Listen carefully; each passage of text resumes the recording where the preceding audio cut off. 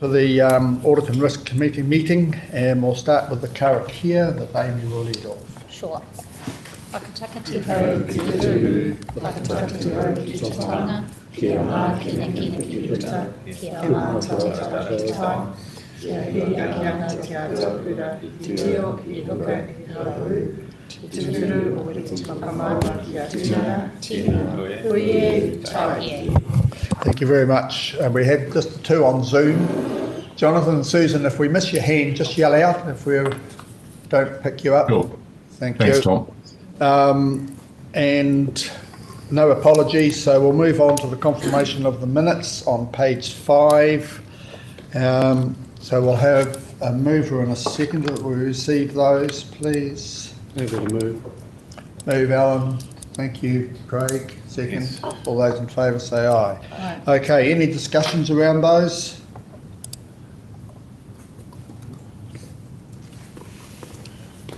No. No, just giving people time, Craig. No, we've got all day. Okay. We'll move on to tab 12, page 12, which is the financial and operation report. Today we have Amy.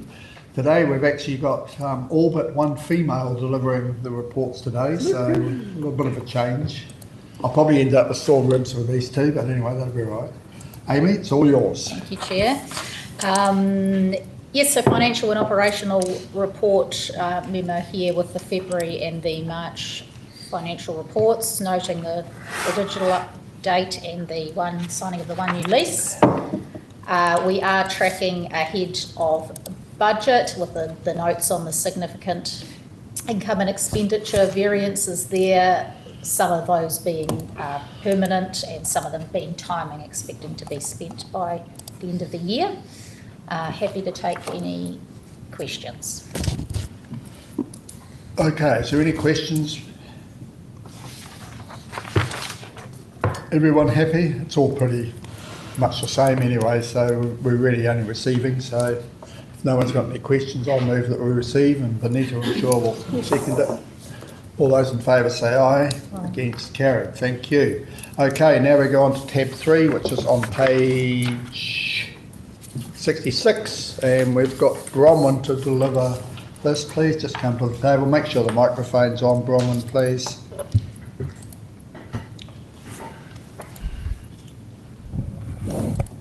Good morning, everyone, and thanks for the opportunity to put this report in front of you. I'll take the report as read, just noting that the Corporate Risk Register Review Q3 is currently underway, and so there'll be some outcomes from any updates in the next report. Otherwise, I'll just take this report as read. And are there any questions?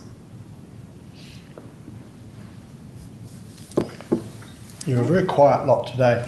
Just with this report, is there anything else that the committee wants from Bronwyn to put into the report? Or you believe the report's covering everything we need?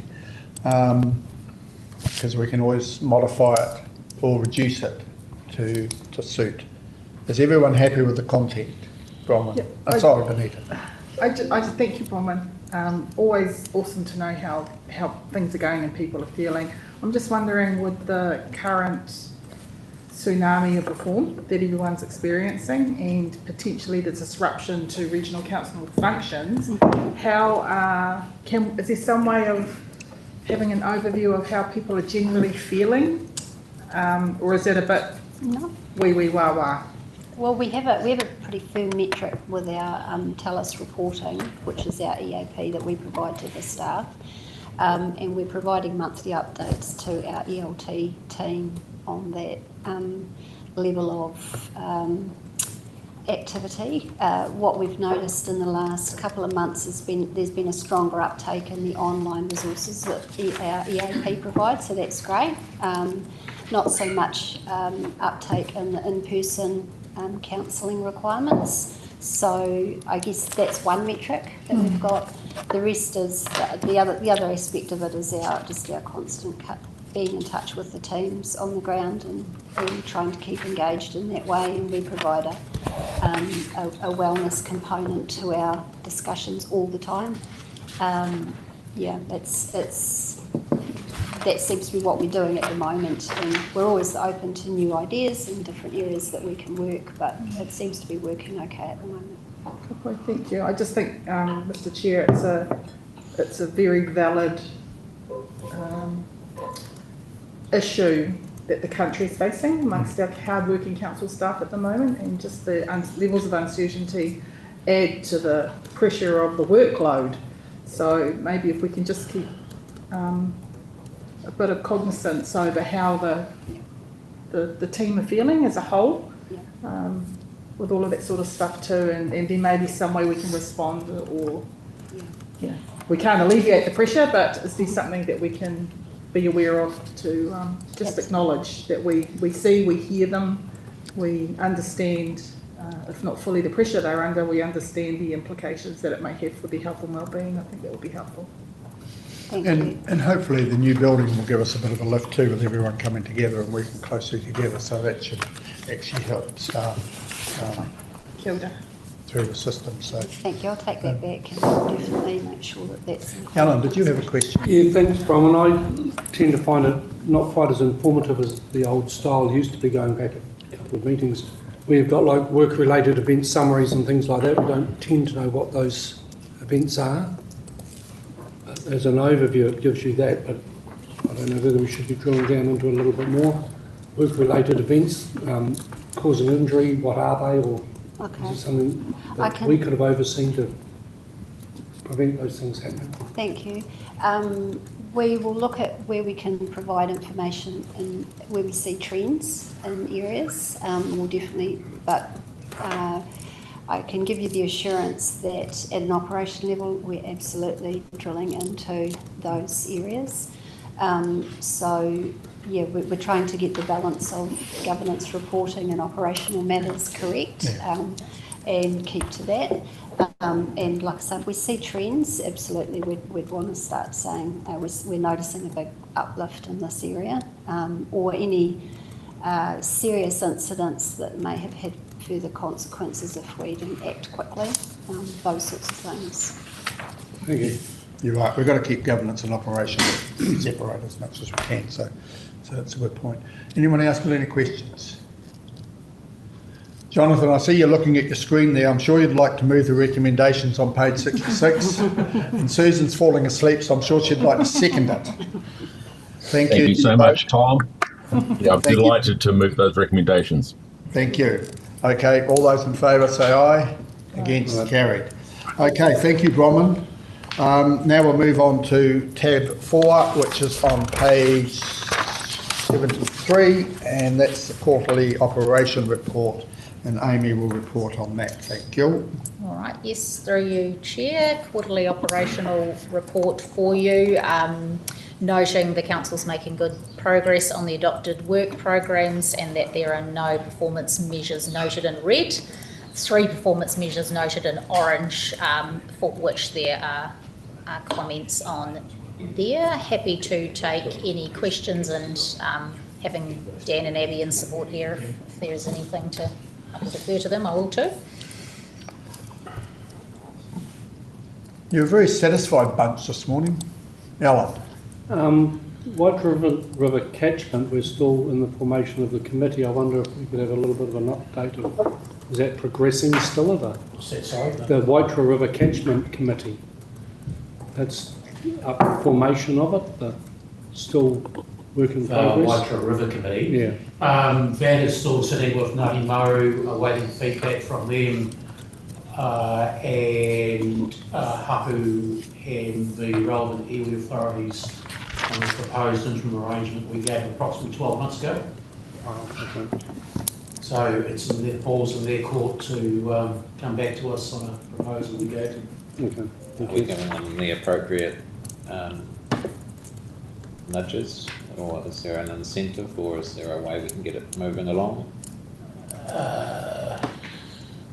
I think there's a, not for this time, but a separate discussion about where that might sit in priorities and the pros and cons of doing that. For them as well. Sorry? For them as well. For them as well. Exactly, yeah. Maybe it's a discussion we could, sorry to you, Mr Chair, we could initiate again with the iwi reps and just see if there's some. Oh, I'd far rather have, so we've got a meeting on Friday with all of the 8 iwi. Oh, ka pai. So Anne Anaru and I are co-chairing that.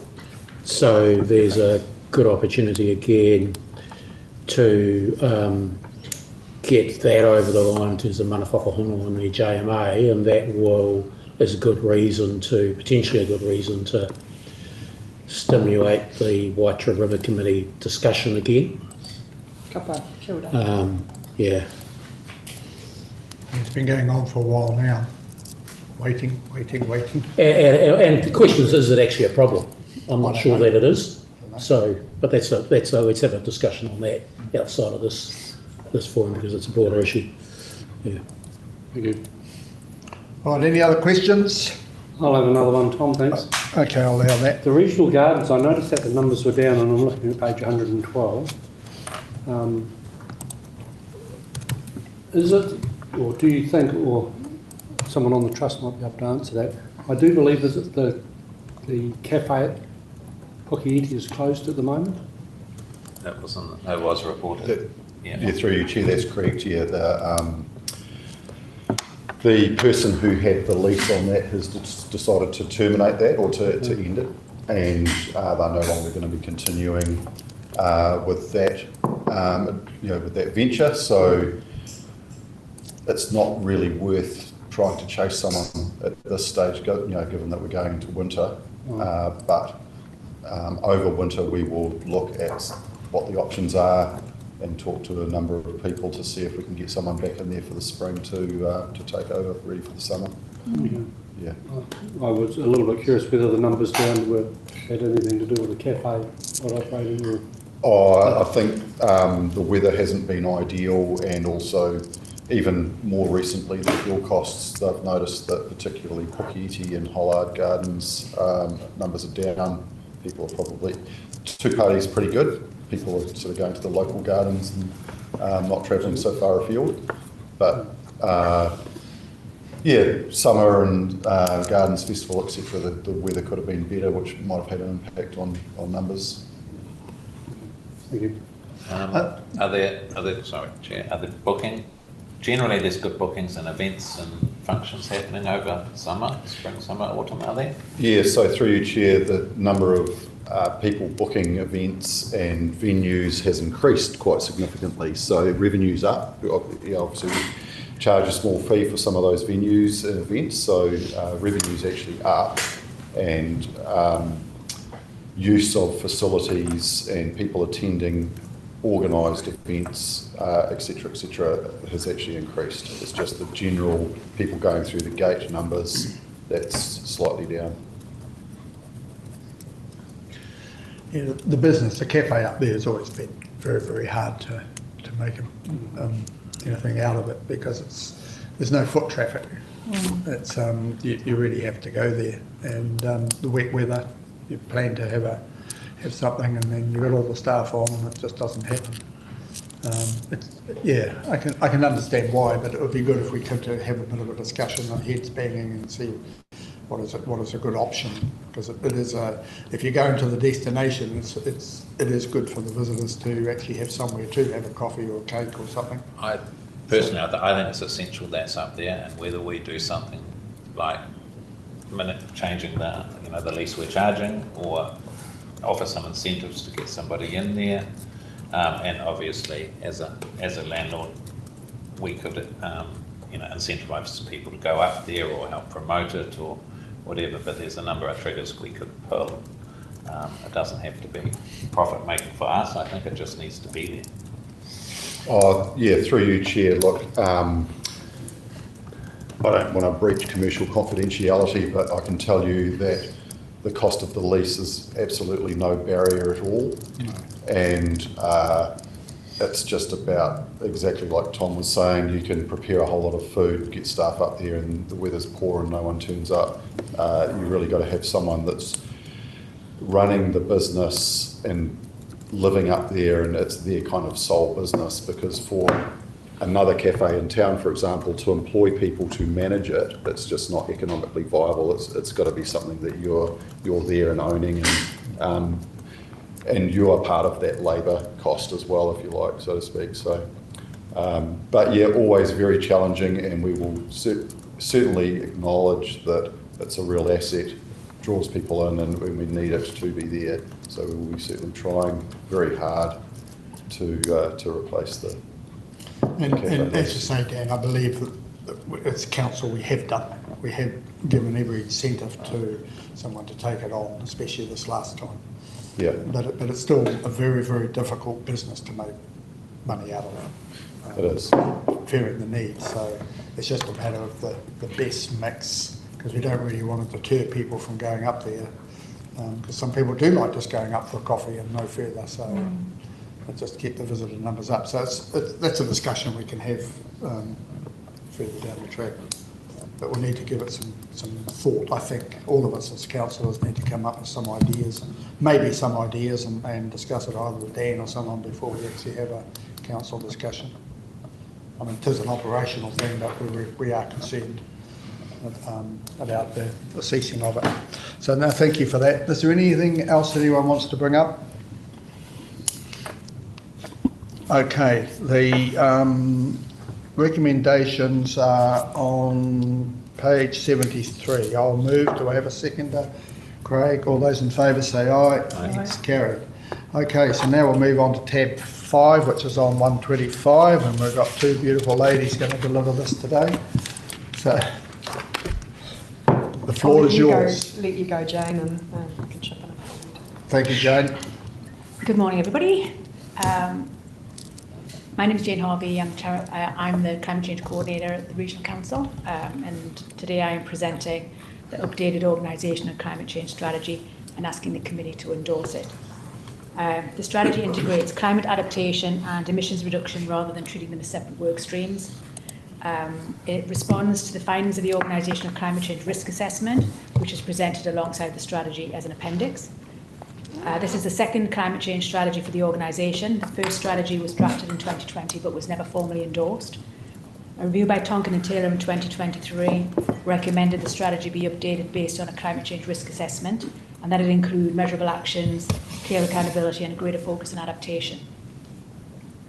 The first two sections of the strategy introduce the purpose and the scope of the strategy, provide some background and present the legislative requirements.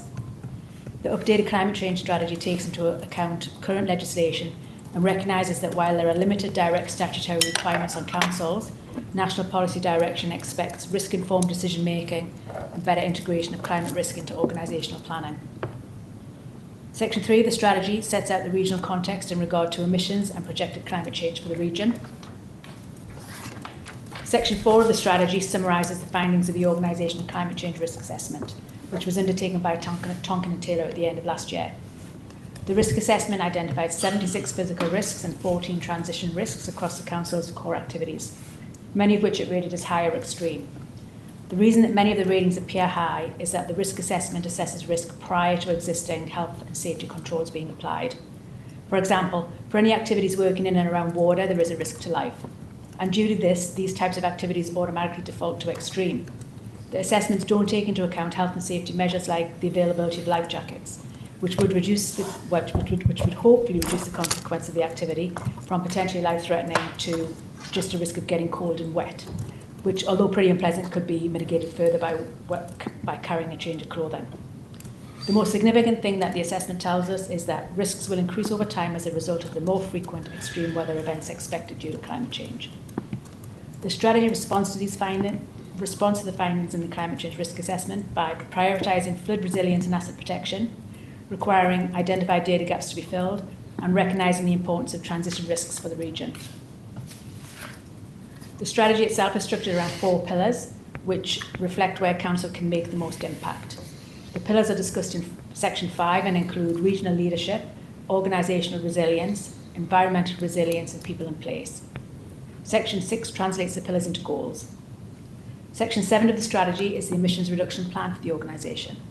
The emissions reduction plan prioritises the reduction of direct emissions first through fleet transition and energy efficiencies. It also recognises the practical limits for us to meet net zero through reductions alone, due to both budget constraints and the lack of available technology. As a result, the plan also allows for the option of offsetting any remaining emissions, but only once further work has been done to explore funding options and viability. Sections 8 and 9 step through the risks and limitations and the governance and accountability structure. Section 10 and 11 lay out the action plan, its deliverables and anticipated timelines. The action plan translates the strategy into practical, achievable next steps. It is deliberately high level and realistic given the current fiscal constraints. Many actions have been aligned to existing work programmes or are already underway, while others require further business cases before investment decisions need to be made. The final section, section 12, summarises the monitoring and reporting requirements. Progress of the action plan and emissions reduction plan will be tracked through a climate action dashboard, annual reporting and a 5-year review cycle. This should provide transparency around risk management and also how the organisation is tracking against any commitments. Any questions? Any questions? Silence. I love that.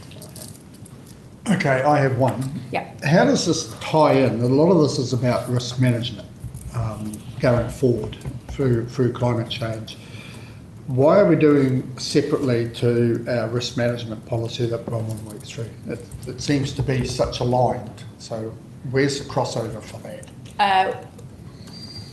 I mean, we have been in discussions, myself and Bronwyn work quite closely together, so obviously we recognise the connection and we are going to make sure that they speak to each other. So this piece of work will inform, I guess, what we do in that space. So, yeah. So who's the lead in this thing? In risk? Yeah. Is it, I mean, we sort of, we seem to be double banking here, in my opinion.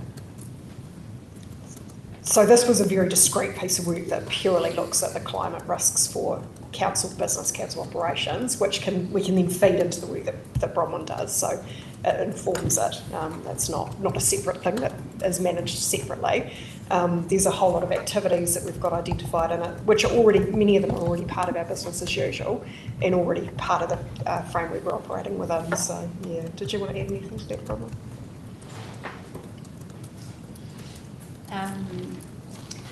Sorry, just give me a mic. No, so I agree. Jane and I have spoken on a number of occasions on how this ties in with our risk approach across the whole organisation.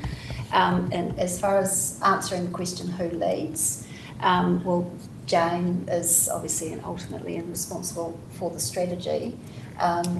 Similar to any other strategy across the organisation, I would help coordinate the output or the review of this risk alongside any other number of risks that we have across the org. Okay. But that doesn't override the business. Important to recognise risk as one dimension to be managed. Mm-hmm. It shouldn't drive and determine what we do in terms of delivering the outputs of our business and responding to climate change and providing a leadership role around the effects on it are fundamental. I would have thought to that broader environmental mandate, management mandate, that's the role of a regional council. Yes. Yeah, but I still sort of, it seems to be a bit of a crossover or an addition to. It just seems to be two different policies that we're sort of managing risk overall when we're doing that. And surely climate change must come into the risk management. It does. So I just sort of struggle to see where this leads and where it ends and the connection, that's all.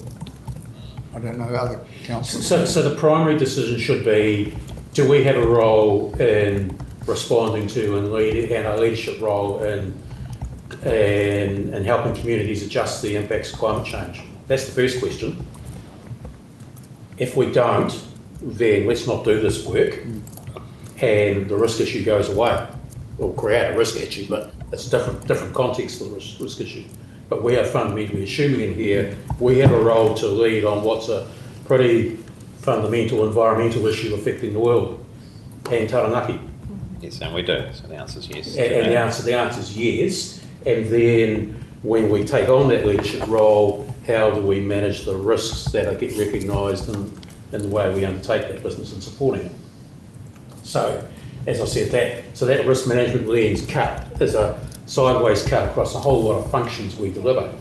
And that's where it, so you'll want, at times you'll want risk management and how we do it, approach, view across the whole organisation, which is Bronwyn's role leading that. But we have a whole lot of functional managers that are responsible for leading different functions that have risk associated with them, and this is the climate change, climate adaptation piece, and you're obviously going to hear shortly from Chris, who leads that flood forecast, that rivers management and flood risk management, particularly issues coming out of the way we manage our, well, rivers is broader, of course, than just flood risk management, but particularly those aspects of the way we manage rivers and water across the region. It's also in here, like education, collaboration, promotion of clean and abundant energy. We can do all of that. Yeah. We should be doing all of Yeah. that. Yeah. So that hazard identification, risk management is a part of it. But it's Yeah, much part of more. that process. That's good. That answers the question. Has anyone else got any questions? Tom, I do. Sorry, I couldn't find my hand to raise. I think it was, on page 143, just with the reduction versus offsetting 7.4. So when we're looking at our organisation, we're including into that public transport. So it's, which is 55%, which is a quite high proportion of the total emissions. Yep. Couple of things. We are improving the bus fleet to be more electric. So what is the degree of abatement that that's going to create? And secondly, public transport, though it's our remit, isn't so much part of the functioning of our organisation. It's a public service, but we include it in our emissions profile. Yep. So a couple of questions. Number one, what is the abatement from the electric buses? And secondly, is this how other regional councils are including public transport in their profiles as well? We're moving over to electric buses very soon, I believe. In fact, I think it's already kind of underway. And that is a big part of the emissions profile that we have. So that'll be obviously gone. The offsetting side of things is going to come more into place with those harder to remove emissions, specifically four-wheel drives. A lot of our business as usual is operating four-wheel drive vehicles and going into bush areas and into, that's not, the technology isn't available as yet to allow us to completely convert our fleet. I mean, there may be potential in the future for that to change, but we don't know what that looks like. So just in terms of the magnitude of that reduction, Jonathan, I think once we do our next emissions stock take, we'll be able to answer that question in terms of, the quantitative measure of that. But yeah, we're expecting it to be a reasonable reduction, given the investment we've made. In terms of what other councils do in that space, in terms of including their public transport functions as part of their Not emissions. 100% sure about that. Yeah, we'd need to confirm. I think they will be, but I would imagine they check. would, because it's going to, even if it doesn't come in as a scope 1, which is a direct emission, it's a scope 3, which is basically something you're responsible for.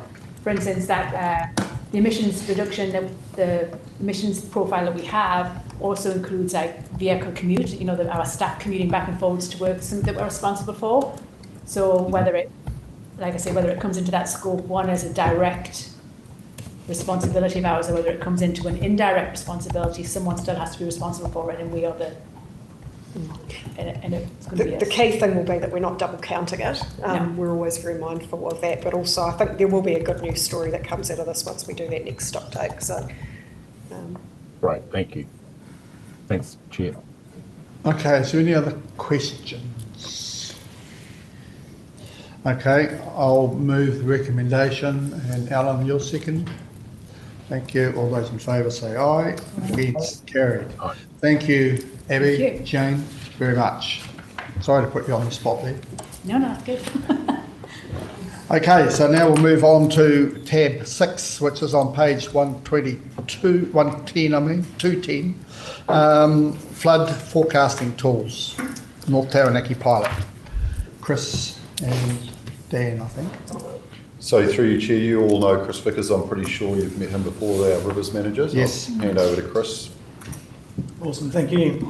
Well, thank you for the opportunity to come and share this proposal, discuss this proposal with you. I'll take the memo as read, but I have developed just a brief PowerPoint to really communicate the challenges and also try and highlight the sort of response to that, or what we're trying to do to try and mitigate some of those challenges. So, this works. So, Taranaki Regional Council has flood protection schemes associated with both the Waiwakaio and the Waitara River catchments, and you can see those two catchments there. So looking on the right-hand side, the Waitara River catchment, fairly unique in that it has a large Eastern Hill Country component and then a smaller, steeper component derived from Taranaki Maunga. And within that catchment there, you can see in the purple dots there, and with the text around them, those are our rainfall gauges that are maintained and operated by our environmental data team. And then in the red there, actually on the streams, are our river flow gauges or level recorders. And you can see the difference in times there. So our Eastern Hill Country component there, 4 to 6 hours between points. And then on the off the mountain catchment there, 2 to 3 hours, or those really short time frames just due to the steepness of the channels there. And then on the left-hand side is our Waiwakaio catchment, so much smaller, but purely mountain-derived and really short warning times. You can see those short warning times between those. The rainfall, then the flow gauges downstream are quite a lot shorter. And there's also a smaller component at the bottom of the Waiwakaio catchment there around the Mangaoni stream as well. And the risks associated with the flooding on those catchments, so TRC on the Waitara there on the right, we maintain the flood protection scheme there through the middle of Waitara Township. And the assets that we're maintaining through there are stop banks, flood walls, there's a lot of rock armouring as well, and there's also 2 deployable flood barriers that will require staff to go out there and actually set those up as events start developing. And then on the left-hand side there, that's the Waiwakaio Basin, or the valley as we probably all know it. On the left-hand side of the screen there is the Waiwakaio River Channel and the assets associated with that, which are stop banks and flood walls, and then the Mangaoni catchment on the right there, which goes in behind Turners, and again, that's got flood walls associated with that. So, you know, a key part of TRC's remit is making sure that those assets and that protection is provided for the communities living there. A bit of a deeper dive into the Waiwakaio catchment. So this is really, you know, like we discussed earlier, or like I mentioned earlier, those flood warning times, or the warning times that we've currently got to tell people to either evacuate or to be moving materials or people out of the way are really, really short. So whilst the catchment's got a really high standard of flood protection, it was all upgraded through 2011-12 with considerations for climate change out to 2060 and what was the 1% AEP, or the 1 in 100 year flood event at the time. And like I said, really detailed rainfall and flow monitoring operated by our ED teams. But the catchment's still really confined. We've really choked that river up, and you can see it on the left-hand image there with VTNZ in the foreground, and on the right-hand side of that image is the river. So that historically would have been a large floodplain, and now it's, you know, really confined, high-energy river in there. So what do you mean by short? Very short. What's the time? What a short time frame? So at high flows, and we'll dive into it a bit deeper, but you're seeing, you know, 2 hours from the Taranaki Maunga site where the rain's landing on the ground. You've got 2 hours between there and Egmont Village, and then you've got 1 more, or 45 minutes between there and the Waiwakaio actual developed area. So really like 3 hours maximum. And in that time, if we were to say, hey, this event's really looking bad, we need to be able to, you know, Timo's going to be asking us the questions, hey, what should we be doing? Our either the flood manager or our environmental data teams are then processing the information that they're seeing to then give advice. So it's like a step change right through from the rain falling on the ground to trying to evacuate that space. And you've got 3 hours to do it. And that includes making those decisions and getting people out, knocking on doors. And also, through you, Chair, that's a lot of that is to do with the rainfall site. So if you actually look at historical data, the correlation between flow and rainfall isn't as good as you'd expect, because you know what it's like. You can be driving down the road here and it's pouring with rain, and then a kilometre down the road it's sunny and dry. So we're recording what falls literally on that rain gauge, which is not much bigger than the cup, for a catchment that's quite significant. So if it's pouring with rain somewhere other than that particular rain gauge, the catchment will fill up, the river will fill up, and then the river level recorder at Egmont Village is the first actual warning we get. And then we've got 45 minutes if there's a big granddaddy flood coming down the river to, as Chris said, effectively mobilise the police and fire and emergency to evacuate what could be thousands of people getting their sneakers from Rebel Sport on a Saturday morning. So, yeah. Sorry, Chris, just quickly, good context too for why we've secured that money from Kānoa to upgrade our flood monitoring and warning sites as part of the broader work program release too. That's what we heard about the other day, wasn't it? Yeah. Chris, carry on. Yeah, cool, thank you. And so just to really actually highlight that it's not a theoretical thing, it's actually things we're observing in the field as well. So back in July last year, we had that significant rainfall event associated with the thunderstorms over North Taranaki. And high rainfall amounts were observed both on the Maunga and in North Taranaki. And then as a result of those, we saw high river levels. And here's a trace provided by the ED team. So up the top there in the orange is the rainfall accumulations. You can see the orange sort of step chart. And each one of those sort of blocks is the accumulation per hour. So looking at the first one there, so peak rainfall recorded up on the at the dock North Egmont site there was 36 mils an hour. And then the blue trace that you can see there is the river recorder at Egmont Village. So 2 hours later, that river, those high rainfall amounts are appearing on that trace. And then an hour later, we're getting, on the purple trace there is the high flow reported at Vickers Road, which is right in Waiwakaia there. So this is proof in the pudding that those warning times are really, really short. And then here's us, 10 to 5 on the in the afternoon. That's Dan and the other Dan from the Rivers team, looking at the Waiwakaia River. And you can see, it's halfway up the stop banks here already. Well, it's at the base, it's at the toe of the stop banks. And it's come right through the old Firth site on the side there. That's right, yeah. So they actually get a text. When the river starts coming up, they get a text from our ED team saying, hey, open your doors and remove all your machinery off that side. Oh, wow. But, so like if this was a small event, but if it's an over-design event, you can imagine like if we're going to expect the water to come up over top of that stop bank at 10 to 5 on a Thursday or Friday afternoon, we're going to want as much time as we can to get those people out. Because, everyone knows that that road on Devon Road there goes gridlock.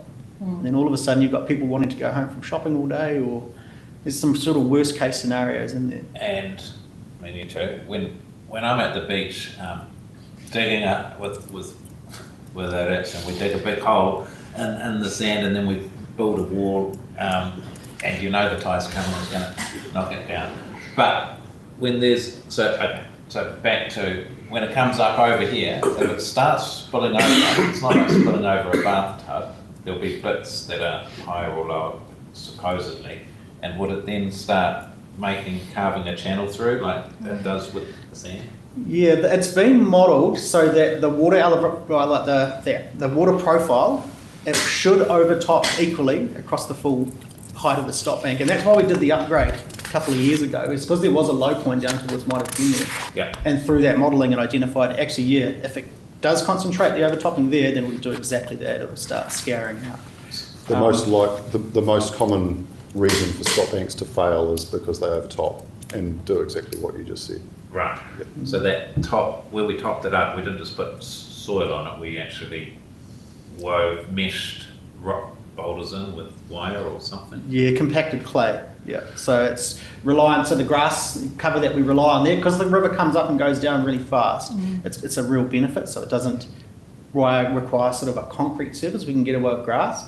So the grass is an integral part of the integrity of the stop bank. So if you imagine getting on your lawn and trying to dig a hole with your hands through the grass, it's a lot harder than if it's just dirt. That's why we get so upset when people drive their four-wheel drives up the side of the stop bank or spray the side of it or whatever, because that grass holds the bank together. And it's obvious as a Kakuya or something that's really. Yeah, well, Got that on my list. yeah, that is Kaikuya, but there's been stock banks over topped all around the country that have survived because of the grass cover. Yeah. Okay, we're getting into the finer points. Interesting. And you shouldn't be at the beach, you should be working. This is good stuff. isn't it? Sorry. Thank you, really interesting, and I really enjoyed that visit we had there on the stock bank that day when we had our field trip, and I remember then being concerned about the lack of notification time, if it's a really busy spot, but then I'd like to think that if the weather's that crap, there won't be that many people out, but you can't guarantee it, right? And I remember asking at the time, is there some way of public education for those coming into the space? Do we need to put a big sign that's on the stop back saying you are potentially entering a flood zone, be cognizant, you know, all that kind of stuff, like when you go into a tsunami area and you are entering a tsunami zone. Is there, or is that just being a bit extremist and freaking people out? We have got a comms program in place to make people aware of the flood risk that we're progressively rolling out. Okay. But there's still a bit more to this presentation. Yeah. So, Okay, sorry. yeah, Okay. all good. So now this is really looking at the tools. So what we've proposed in the memo is, you know, looking at a pilot study to see what tools are available to try and improve those warning times through ingestion of rain forecast modelling. So hopefully the plan is that'll give us, you know, half day to multiple day warning of these significant events coming through, and just sort of at least give us an opportunity to start planning early so we can make people aware that, hey, it's probably not the good time to be down there this weekend, or to make sure the people that actually or to make the decisions on the day, Timo on that they're really thinking about this as a really serious event coming. So the flood forecasting tools there's a lot of uptake at the moment, both North Island and South Island. And one of the real benefits to that is a broad operating picture across, it is national at the moment, but definitely the North Island. So this on the shares provided by Horizons Regional Council. So they've already got all the North Island's rain gauges built into the system. So they can track fronts moving through as rain's recorded on the ground. It can ingest a whole range of rainfall models, so not just Mid-Services model of the day, but actually the full suite of rainfall models out days or even weeks in advance. And this is an example for the Wanganui River. So the black line there, the black trace, is the observed rainfall, and then as it moves into the purple line there, it goes into the predicted rainfall events. So based on those the forecast models, you can see there on around the 23rd or 22nd, they're expecting a high rainfall. A whole high river level as a result of that rainfall, and then they've got the trigger levels built into that. So all of a sudden they can really have some detailed planning. Hey, if we're expecting the river to go over this trigger level, these are our actions on. We have solid plans to actually start progressing things.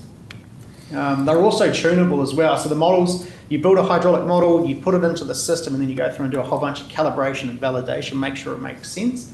And then when it's actually operational, our experienced hydro officers and ED staff can start tuning it on the fly to make sure it's actually doing what it should be.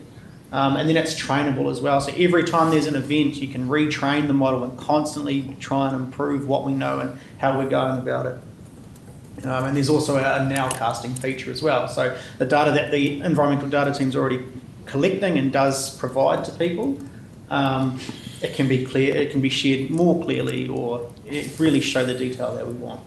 And then hopefully actually ingest radar data as well, so we can better correlate, like Dan said, what are the gauges looking at on the ground, try and fill the gaps a bit better without having to actually install further sites.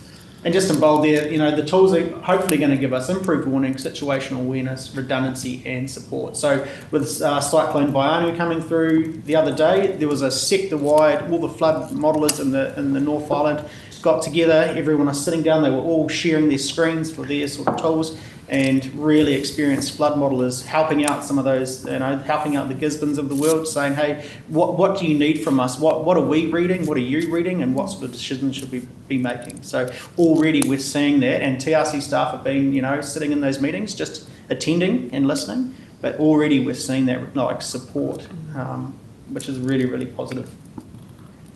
So project costs and funding, I guess this is the important part. So development costs we're expecting to be between $190,000 and $250,000, and this is through discussions with various other providers and our other regional council peers.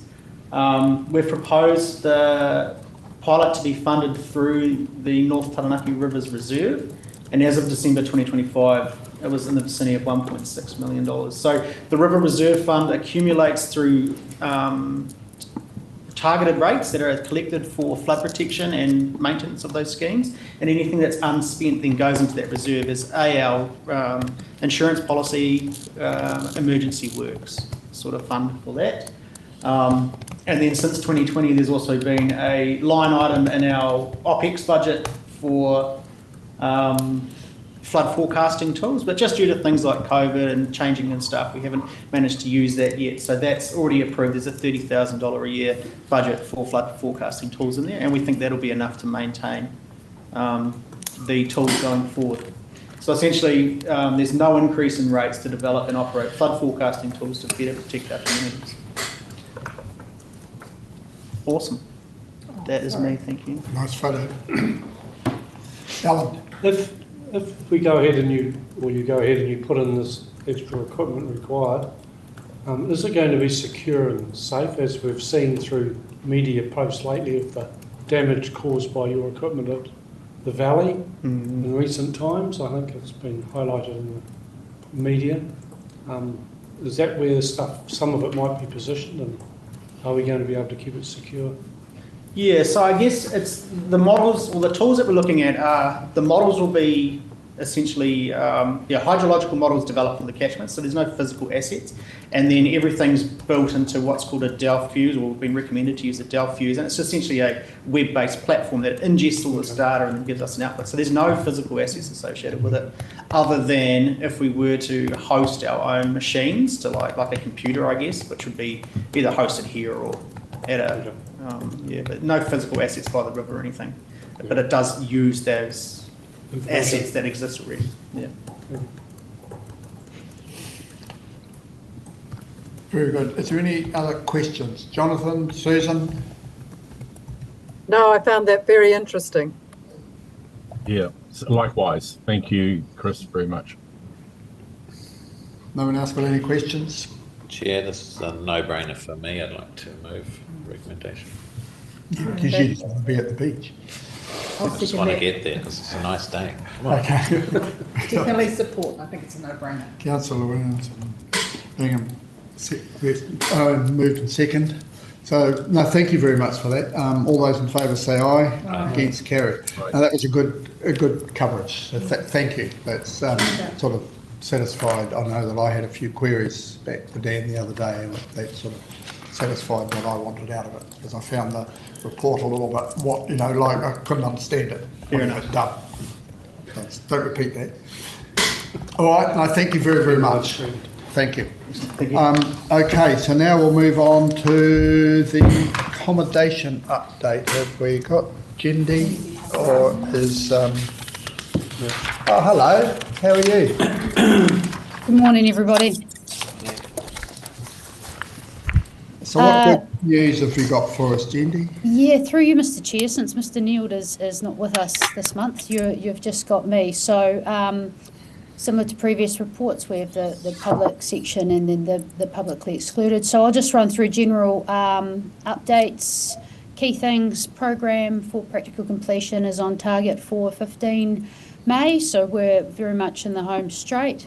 The logistics and admin team and myself are working very busily, that's not a word, very busy at the moment, working the logistics of moving and getting staff moved into the building following the blessing on the 28th.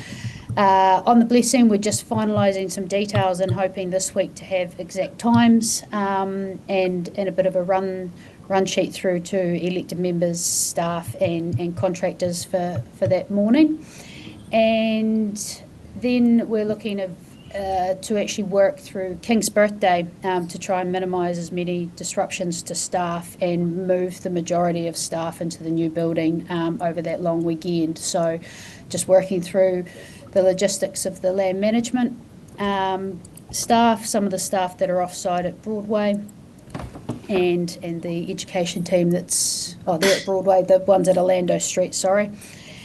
And finally, the land management building demolition is, as you know, currently out to market, and that closes on May 22nd. We had a contractor site visit a fortnight ago, and we have another one on Friday morning, and we've had some really, really strong interest from the market. So I'll be able to report through what that looks like at the next audit and risk.